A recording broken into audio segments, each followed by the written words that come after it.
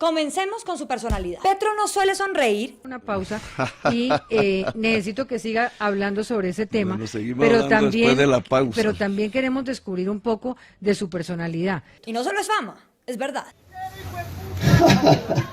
A mucho honor. Y habla de sí mismo en tercera persona. Fue Petro. Petro dijo, Odebrecht está en el cartel de la contratación distrital y nacional. Yo con yo. Que yo lo dije en el año 2010, Odebrecht está ahí. No ahora, que los gringos ya descubrieron el pastel. Públicamente y ante todos ustedes, señores periodistas. Usted dice, y ustedes entonces... callaron esa noticia, ojo. No, no me venga a inventar eso. Incluso le respondió pero es el jefe. Robledo y Mire, eso dijo es como cuando me dicen los periodistas. Pero entonces tendría que apartarse Mire, de todas las aquí en este investigaciones. medio tenemos toda la libertad plena de decir lo que queramos. ¿Sí? Miren a ver si el tiempo es capaz de escribir en alguna columna que el señor Luis Carlos Sarmiento es cómplice de Odebrecht. No puede, hermano, porque pierden el puesto. Que entonces no me digan a mí que entonces hay absolutamente independencia cuando el jefe está implicado. Es la muestra perfecta de alguien que prefiere tener la razón a cualquier precio antes que aceptar un error. Claro que nos equivocamos. No, en salud no se puede hacer de la noche a la mañana un cambio de modelo. Ni O sea, ¿usted admite que lo de las basuras fue un cambio de la noche a la mañana? Sí, claro. ¿Sí? ¿Sí? Sí, claro. Por decisiones gerenciales erróneas muchas veces, sí. Sí pudo reconocer los avances, los problemas. Una muestra de soberbia. Si le miro a los ojos, le digo, he perdonado. A lo que le sumamos una muestra de su individualismo radical. Yo con yo. Lo hice yo con Navarro, ¿cierto? Yo encontré dentro de los computadores, no me digan cómo, todo el listado de códigos secretos de los congresistas de ese entonces en el gobierno de Pastrana, toditos sobornados, porque esa es la palabra, a través de los cupos indicativos para que votaran a favor de proyectos del gobierno, entre otros el proyecto del Código Minero. La reducción del presupuesto de la educación pública en Colombia. Como director de la Junta del Acueducto, Petro tomó la decisión así, de un plumazo, cuando esa función le corresponde al Consejo, cuando no era su tarea. Cuando nosotros decidimos prestar, de acuerdo a la Constitución, el servicio directamente, nos llovieron rayos y centellas. Simplemente por hacer caso a un artículo de la Constitución del 91 que permite al municipio prestar directamente el servicio público. Que va tomando decisiones sin consultarle a los que están a cargo y son los que saben. ¿Cuánto es 25 por 60?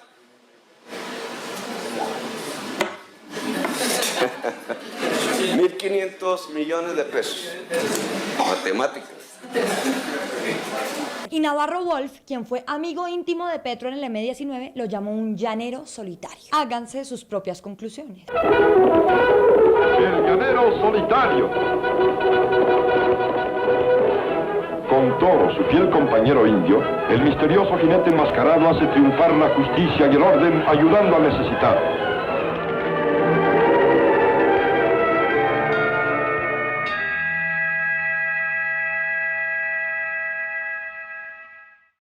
Nada que ver con la política del amor. Entonces vean que su necesidad de decidir en todo sin consultar a la gente que sabe. No soy científico y creo que guardadas algunas excepciones, pero hay que escucharlos.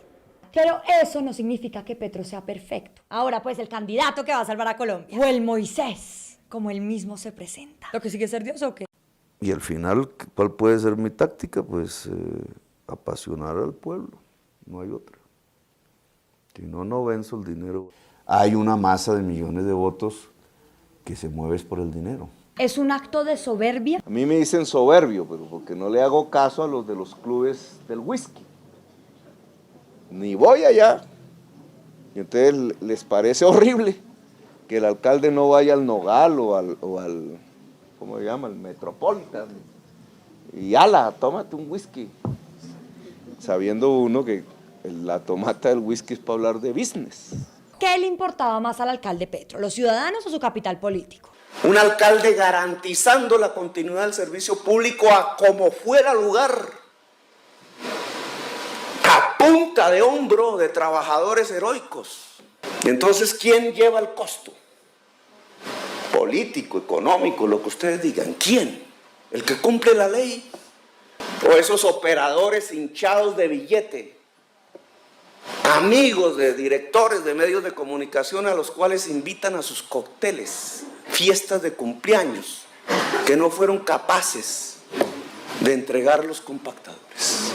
Además de su personalidad y de sus alianzas, tiene un tercer problema: sus fallas para gerenciar. Petro decidió hacer algo más con Transmilenio, bajar los pasajes para los más pobres. Y se juntó la mecha con el fuego. Resulta que Petro no planeó cómo cubrir el hueco que producirían esas pérdidas. El aporte del Estado a la financiación del transporte, en el caso de Bogotá, siempre fue aprobado por el Consejo en el presupuesto anual. Nunca se gastó una partida no aprobada en el Consejo, lo que se provoca cuando la tarifa al pasajero es menor que la tarifa técnica. No es un subsidio, es una norma legal y una posibilidad financiera fundamental. Y no es cierto ni que el sistema ni que la empresa pública de Transmilenio o hayan quebrado o hayan perdido patrimonio en virtud de la política tarifaria. Entonces la Secretaría de Hacienda terminó dándole dinero a Transmilenio durante 3 años seguidos para que tapara ese hueco, y ese dinero lo sacó de nuestros impuestos. Tan mal hecha estuvo su estrategia que la plata del impuesto predial, que debería servir para invertir en la ciudad, la terminaron usando para reponerle las pérdidas millonarias a los operadores.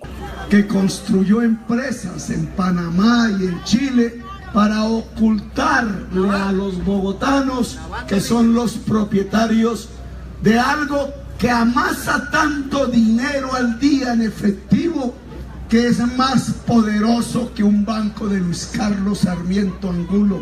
Esta es la realidad matemática que ni Darío Arizmendi, ni Néstor Morales, ni RCN Televisión, ni Caracol Televisión le quieren contar a la ciudadanía bogotana, a cambio de mantener un negocio suculento para 13 familias. Parece que el propósito de Petro no era meterle mano a la movilidad de la ciudad, porque no construyó un solo kilómetro del metro, aunque prometió construir 5. El presidente Santos en esto es corresponsable y mucho.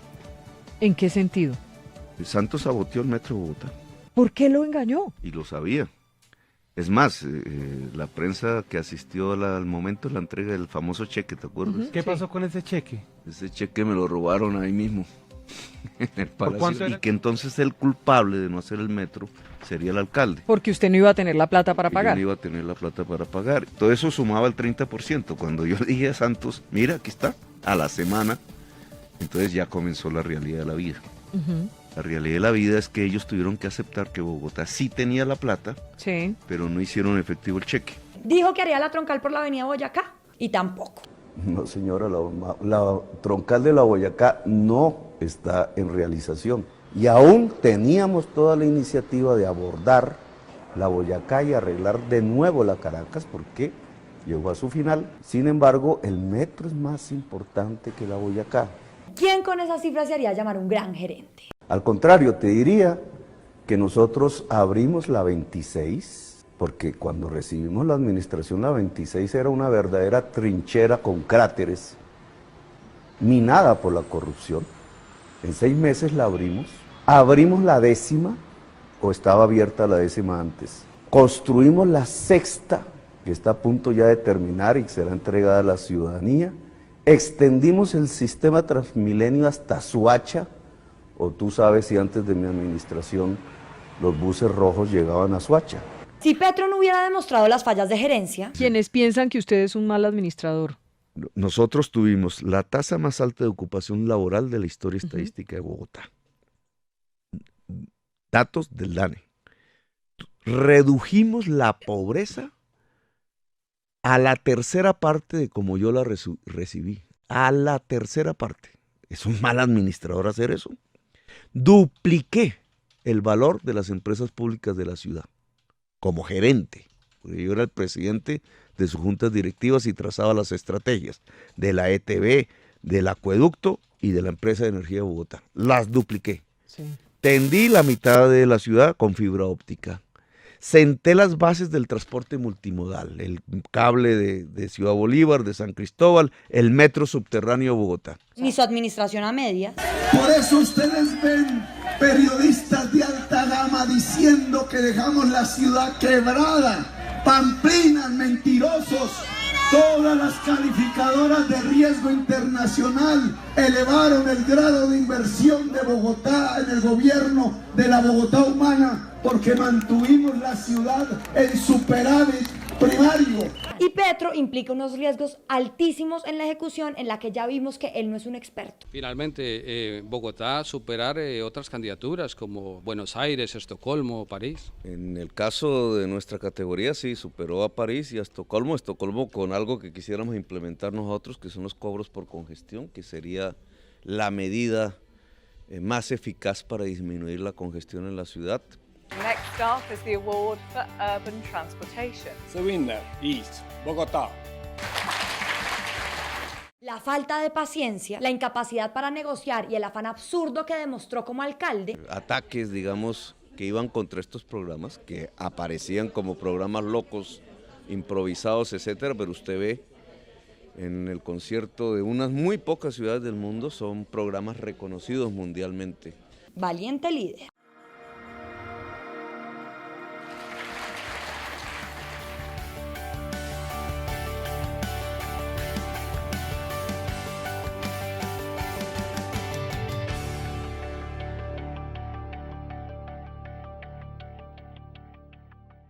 ¡Qué buena compañía, doctor Petro! Y por último, pero no menos importante, las basuras. En octubre de 2012, Petro se sacó una idea de la manga. En diciembre de 2013, los privados salieron del negocio y le dieron esa responsabilidad al acueducto y a Aguas de Bogotá. Por 3 días hubo una crisis en Bogotá, basura regada por todas las calles. Y entonces que se llenó de basura la calle. ¿Quién era el culpable? ¿El alcalde? ¿O el operador privado que no entregó el compactador para recoger esa basura? ¿A quién se le debería hacer un proceso en la Fiscalía o en la Procuraduría o en la Contraloría? ¿Al alcalde? Entonces, ¿cómo se entiende que cualquier empresario, me importa un comino de qué partido político sea, no cumpla la ley? ¿Es que el poderoso no puede cumplir la ley? Y entonces otros poderosos propietarios de medios tienen que coger al alcalde y ahorcarlo y decirle que este es el culpable.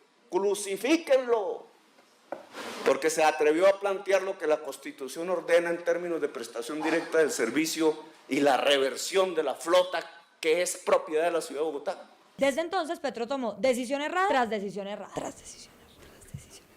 Nos tocó alquilar volquetas al precio que usted dice, 21 millones mensuales. ¿Por qué nos tocó alquilar volquetas? Primero importó 170 camiones usados, de los cuales se utilizaron 70 que estaban pésimos y el resto se quedó parqueado en Cartagena. Esto era lo que salía por la prensa, pero por debajo de cuerda, toda una operación subterránea dentro del Estado, ya no en las superintendencias ni en la CRA, sino en las instituciones que tenían que ver con la entrada de flota, de compactadores, el puerto de Cartagena, la DIAN, el Ministerio de Comercio.